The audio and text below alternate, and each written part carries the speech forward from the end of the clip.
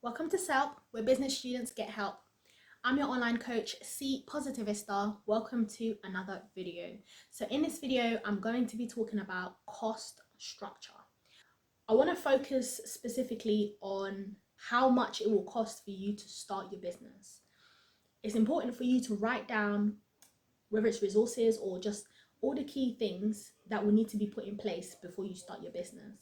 So say for example, if you need to rent out somewhere, you're thinking of a location where you want to set up your business, look into how much it will cost for you to rent this place out.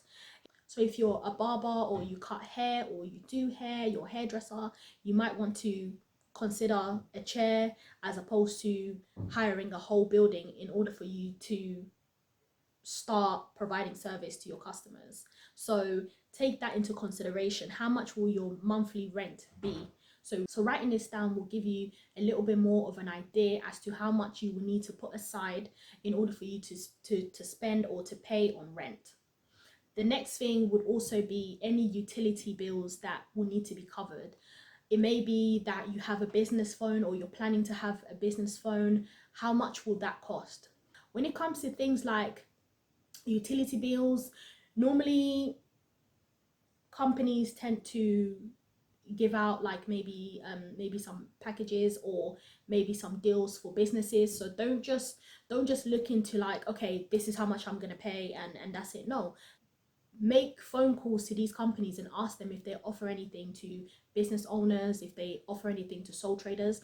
You might just be surprised as to the amount of deals that are out there. So don't just pay or don't just go for one particular company. Like, shop around and really figure out what will be more cost effective to you. With other things, you might not want to bargain with that.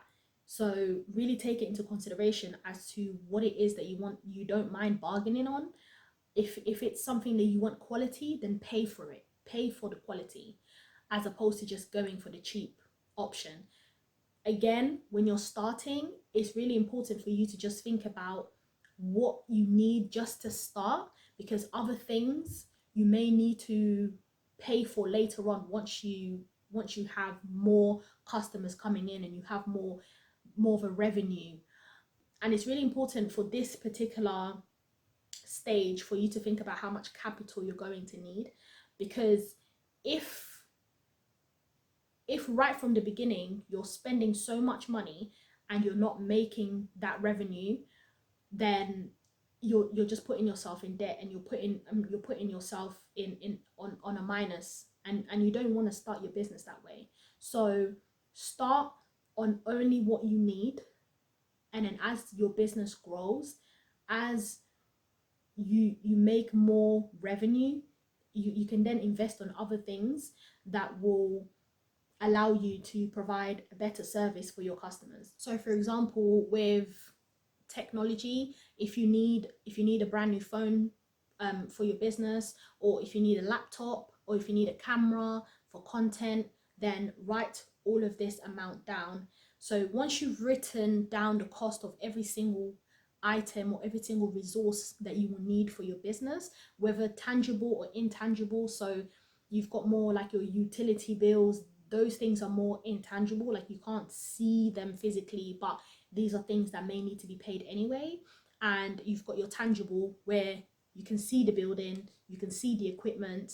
So write all of these down, and then once you get the amount, then you're able to figure out, okay, this is how much I'm going to save for my business. So it really just depends on what industry you're going into. It really just depends on the type of product that you're trying to sell or the service that you're trying to provide for your customers. And once you write all of these things down, you'll be able to get a better idea as to how much it will cost you for you to start up your business. Also take into consideration that you might need insurance for certain things. You might also need to pay for travel. So if you're hiring somewhere, you may need to travel from your home to the place where you're going to work, or maybe a co-working space that you're going to.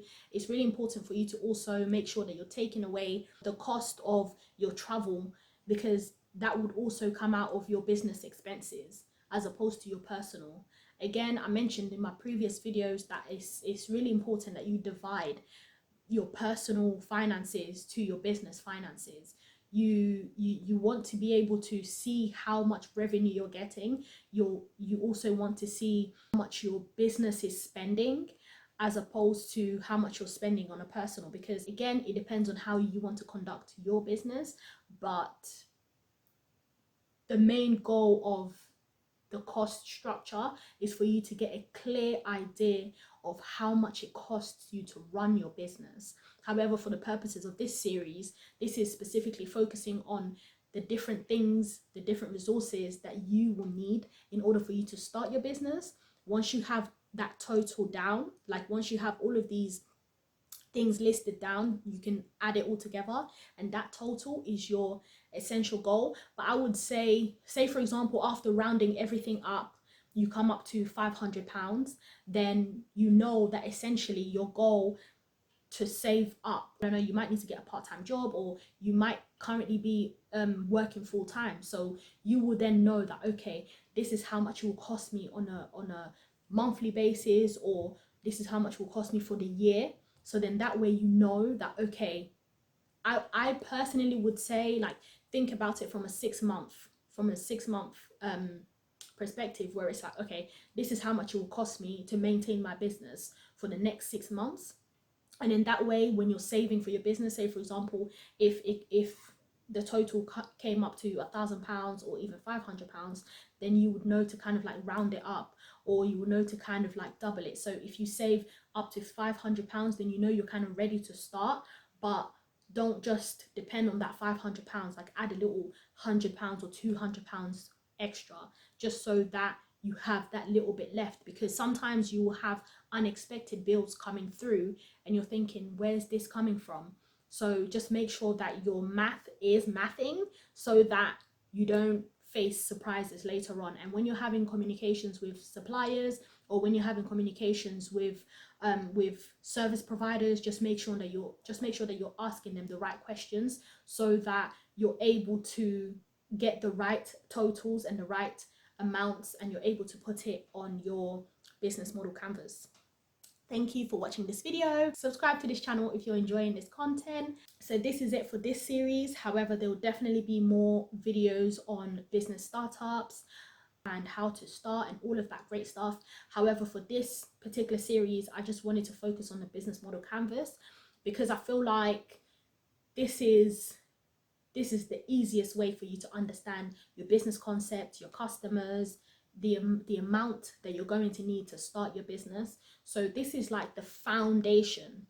So if you have this foundation solid, then it'll be easier for you to build on top of this foundation. However, if the foundation is crooked and you're not sure, I mean, don't get me wrong, you may complete this business model canvas and still feel like you're not sure of what you're doing, and it's okay.